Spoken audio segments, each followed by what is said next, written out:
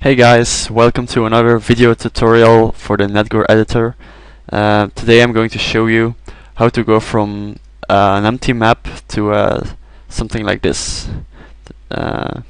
This is the Happy Village, and I'll be showing you how to add walls, how to add NPCs, how to add other objects like trees.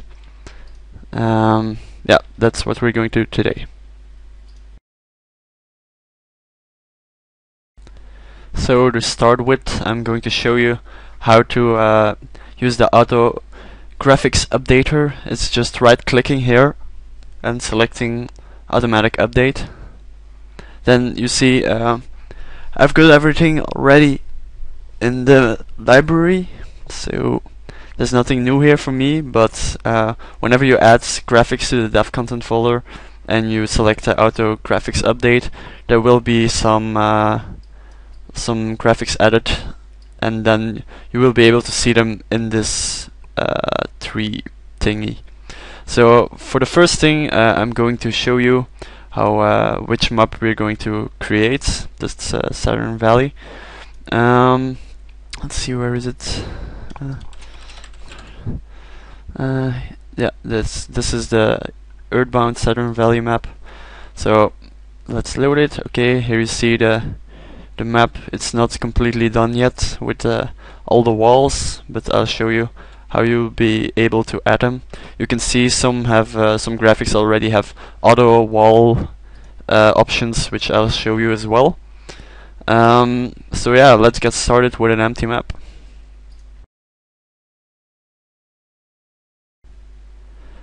To make a new map, we go to map, new. Yes, we would like to make a new map. You can enter the ID here. I'm going with 201. So hit OK, and the designer makes a new map for you. So first off, what you would want to do is go over here and select map properties. Then you can go over some stuff like, is it indoors? Which music to use? For example, if you're going to make Saturn Valley, let's use the Saturn Valley music, which is this one. There we go. Then the name should be Saturn Valley. Parent ID is something we've added in Saturn Valley Online, but that's not really a mandatory thing to fill in at the moment. The size is something you would probably want to increase. For now, I'm just going to take some standard values. There we go, 3000 by 3000 pixels. As you will see, the map has now been expanded. You can't see it obviously since it's just scrolling with black inside. Let's see. Once we have this done, you can close it here, and we're presented with the map.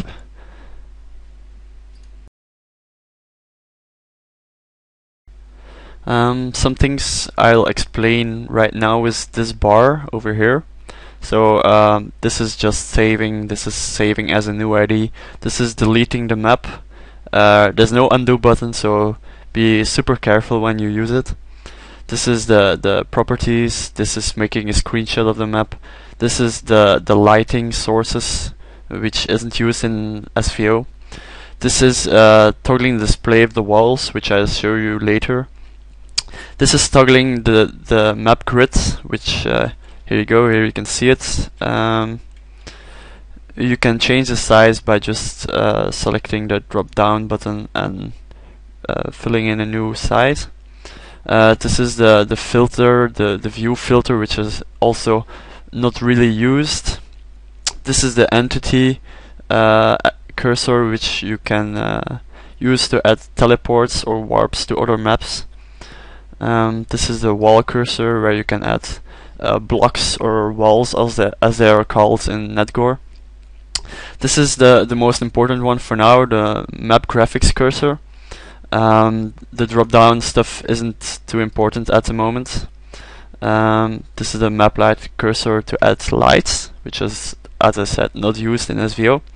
This is the NPC spawn editor, which I'll show you later.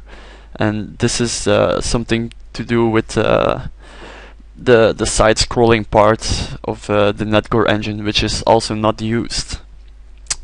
This is very important, the layers. So we have 5 different layers in SVO. As you can see on the graphic, the first two are below the player, so mainly used for ground graphics such as the green for Monet. The second layer is used for putting the grass on the ground layer. The third layer is something special, it's the auto layer. This is where the engine will calculate whether to show a character in front or behind of the graphic. For example, what you would put here is a tree or a sign or a small house, so the player would be shown in front of it when he's actually really in front of it, and behind of it when he's behind of the house or any texture you would like. 4 and 5 are above the players. This is where you want something to always be drawn above the player. For example, clouds going by, or when you have a player walk through a tunnel, which they should be hidden behind. That's it for the wall. The layers. You always start with layer 1 with the ground. So for existing areas in Earthbound, we just chop up a screenshot of the entire area. I'll show you how it's done with the Saturn Valley area. Basically, this is just for creating Earthbound maps when we're designing numeral or SVO maps. This is not the way we're going to work.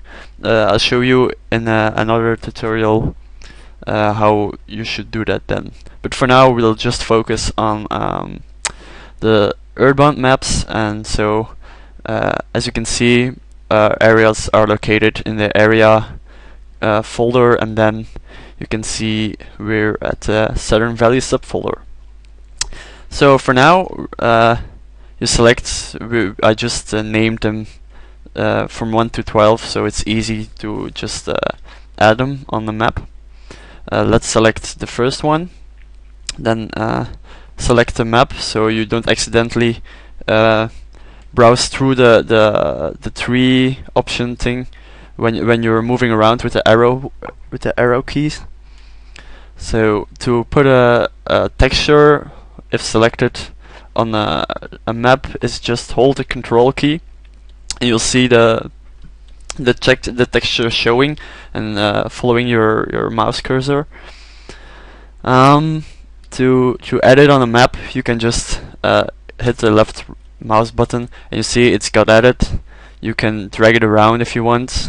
Some easy thing you might want to use is hold shift, and this makes the graphic snap to the grid, which you can define as I showed earlier.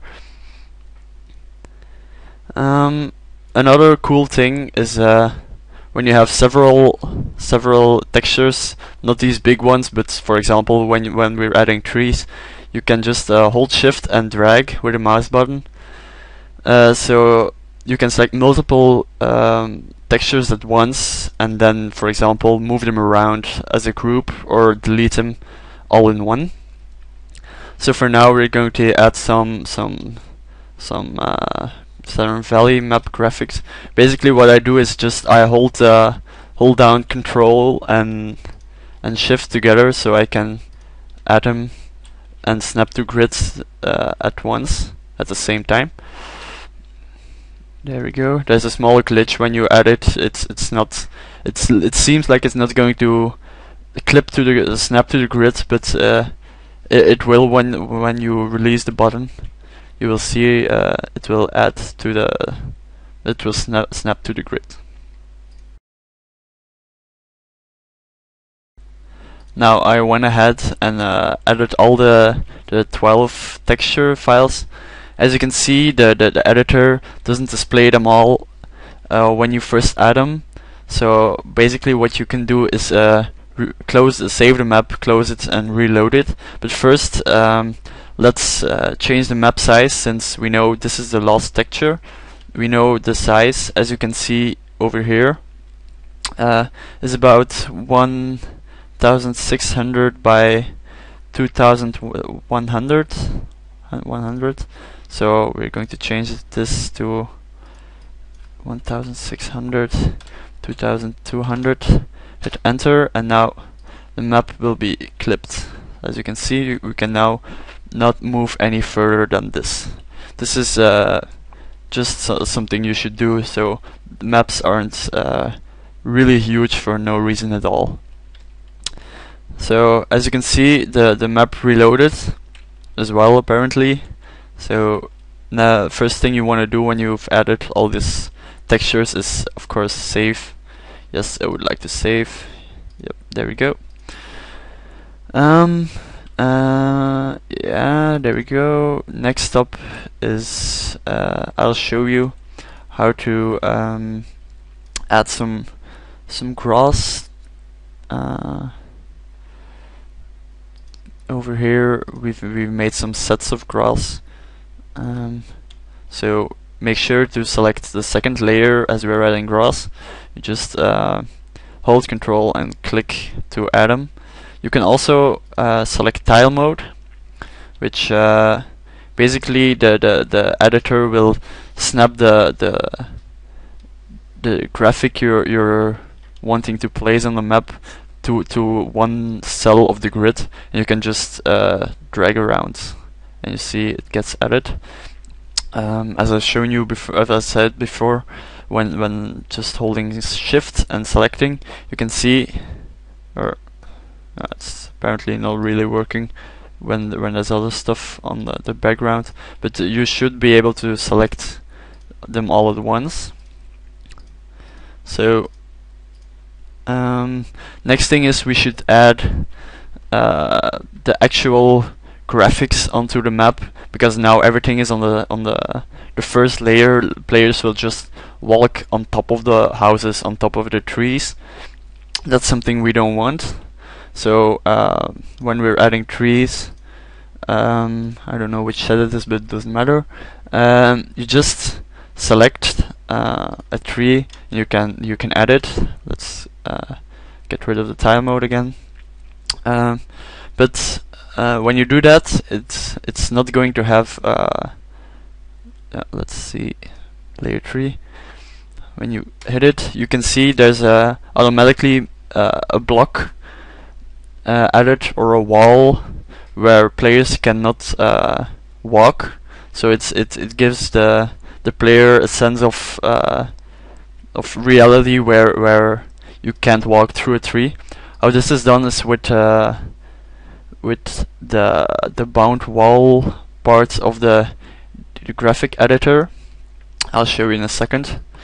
So whenever you're selecting a graphic, you can see here in the selected map objects some information, the position.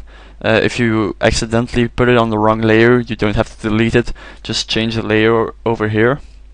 There's also some special stuff like origin, rotation, scaling. You can make it really big or small if you want, but that's not something we'd want to use in SVO. So let's get rid of this.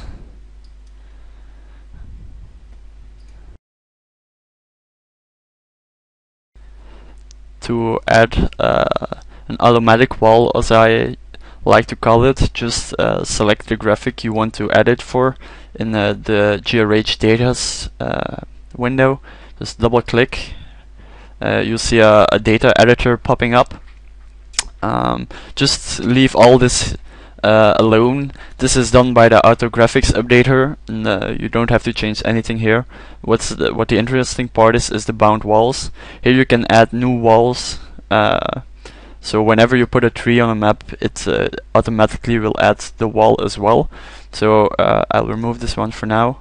Just click add, then you see there's a small box over there. We don't want it there, just select the area you want the wall to be on and click accept. So that's all there is to it, nothing more.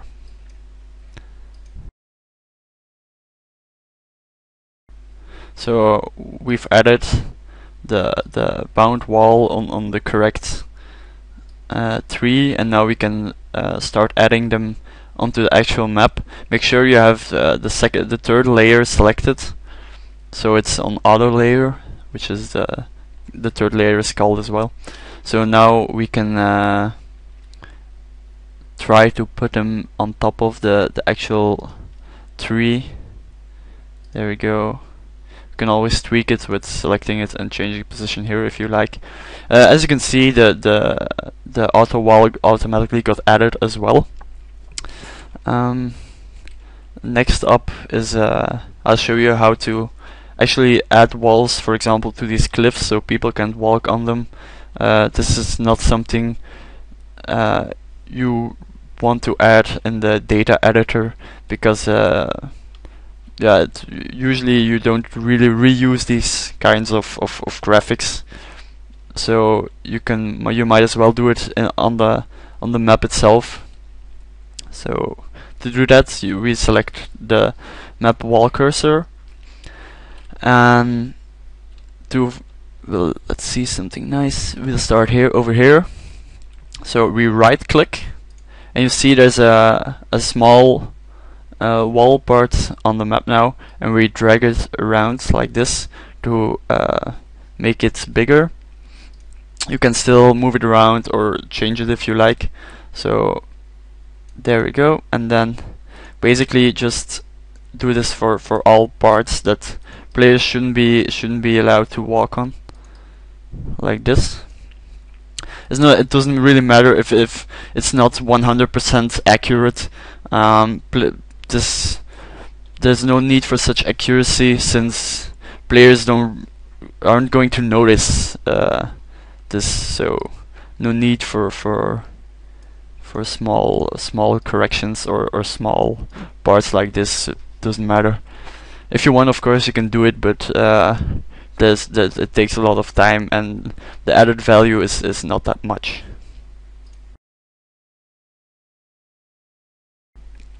The next thing I'll show you is how to add teleports or warp entities to, for example, the cave over here, or the house, or that house. So the player, when he collides with it, is changed maps. So for this, we select the map entity cursor. There you go. And now what you do is you right click on anywhere on the map where you want it, for example here, and you select the entity type, which for now is only the teleport entity. So basically it's automatically a 64 by 64 size, but for some stuff you want it smaller. For example here, you can change its size to about this, which covers the entire area of the entrance. What you want to do is make sure it's on open, because else you have to walk twice on it. It's a weird thing in the engine. Just don't bother. So it's open. Here we want. Let's make this a bit bigger. You can set the X and Y coordinates of the destination. Basically, you just check world, and here it is shown where you are on a map. So when we move around, you see the world. Screen is just the viewport you're seeing now. World is the values you want. Destination map, you can put it on 0 if you want, for example, this to jump over here. You put destination map 0 and XY values of 725 and 1134. Then whenever a user collides with this entity, it will get warped to this point.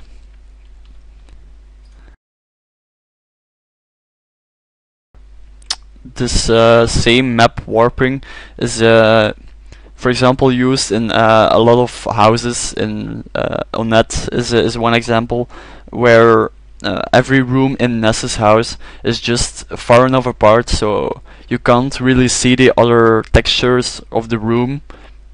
and the warps just jump a player from one position to the other, where when he, for example, goes out of Nez's room and into the hallway. But when for here, for example, we'd like the tunnel to have a different map, so we change the destination map. Then here is a selection of all the maps currently made. What you can do for ease of use actually is open up the map you want. For example, I'll just let's see here, for example, Cave of the Giant. You can see you can select this entity, teleport entity, and select then the destination you want. Select this and just move around with your mouse and fill in the coordinates, the world coordinates you would like to use. That way you don't have to memorize the coordinates. You can just type them in as you see them appearing here in the corner.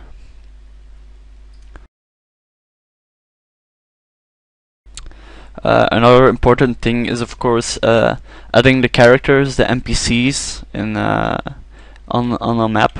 This is done by going to the NPC spawn edit window. Basically, it's a window where you can add an NPC. The first time it takes a while to add a value to the database.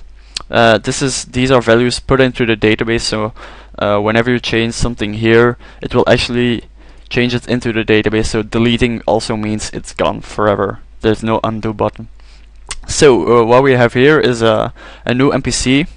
Basically, you can change the amount if you want. For example, we can define an area where we want 4 coil snakes to be spawned.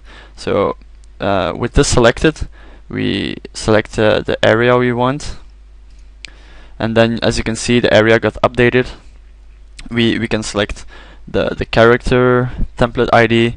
So basically we select coil snake, there we go, and now 4 coil snakes will be spawned in this rectangular box.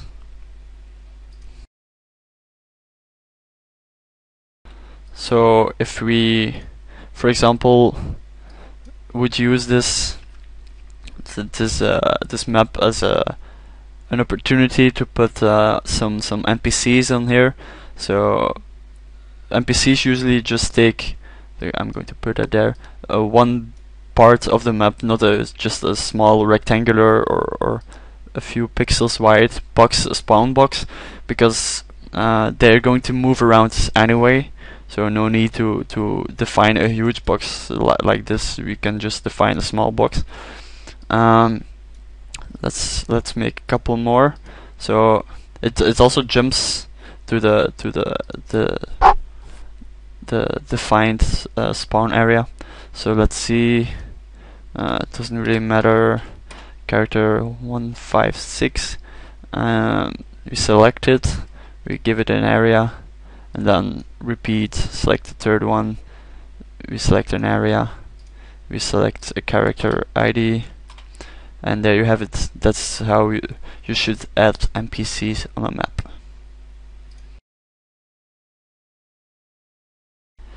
Okay, that's it for now. To view a map as it will be shown in game, just toggle the grid, toggle the walls, and then you see how the game will look like. Of course, when you, for example, click away to remove the map entity cursor as your main cursor, the entities go away. Also, the spawns go away when you close the spawn editor. In next tutorial, I'll show you how to actually add NPCs to the database, so you can add them onto maps, and also other stuff like the shops and the items and other related things you should know about when you're developing the game and trying to add more entities like characters or NPCs onto a map. So hopefully you'll join me next time. Bye.